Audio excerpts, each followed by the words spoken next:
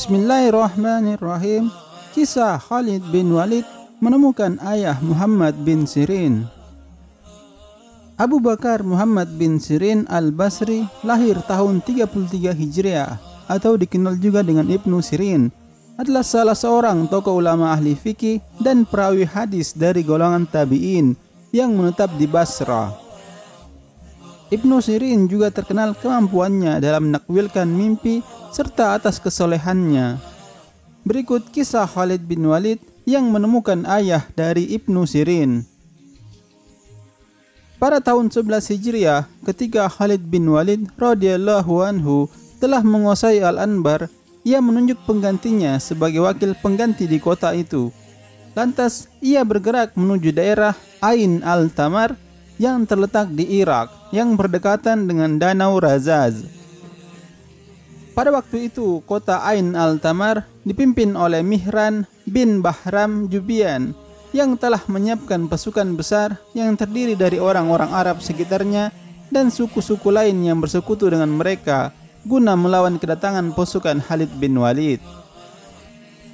Pasukan musuh ini dipimpin oleh seorang panglima yang bernama Akkah bin Abi Akkah. Ketika Khalid telah mendekati pasukan musuh, Panglima Akkah berkata kepada rajanya Mihran, ia mengatakan, sesungguhnya orang Arab lebih mengerti bagaimana menghadapi orang Arab, maka biarlah kami saja yang menghadapi pasukan Khalid. Raja Mihran kemudian menjawab, pergilah perangi mereka, dan jika kalian butuh bantuan kami akan segera membantu.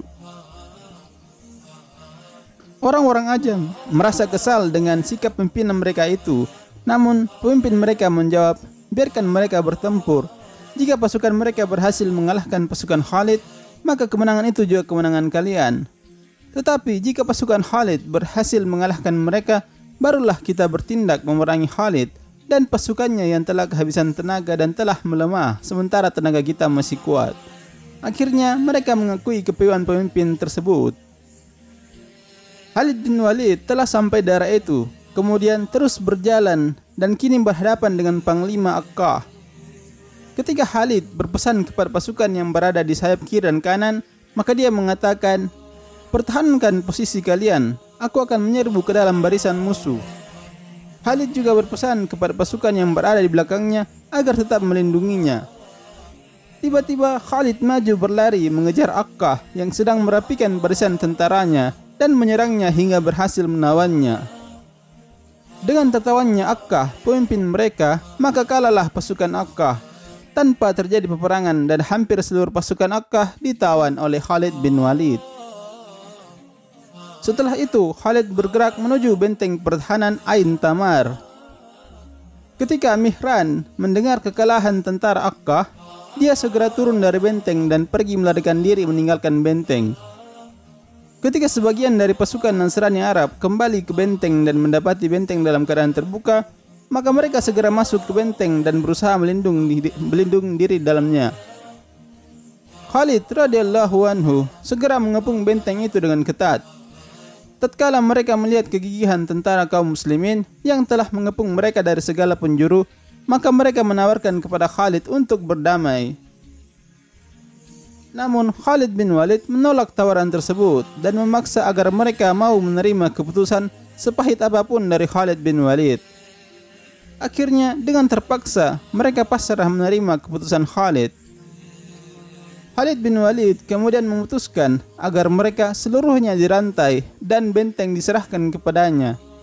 Setelah itu ia menginstruksikan agar memenggal kepala Akkah. Para tawanan dan seluruh orang-orang yang pasrah pun menanti keputusan Khalid. Dengan demikian Khalid berhasil menguasai seluruh barang yang terdapat dalam benteng. Ternyata di dalam benteng tersebut ia dapati sebuah gereja dalam keadaan terkunci, sementara di dalamnya terdapat 40 anak yang sedang mempelajari kitab Nasrani. Khalid bin Walid lalu menghancurkan pintunya dan membagi-bagikan anak tersebut kepada seluruh pemimpin pasukannya sebagai budak.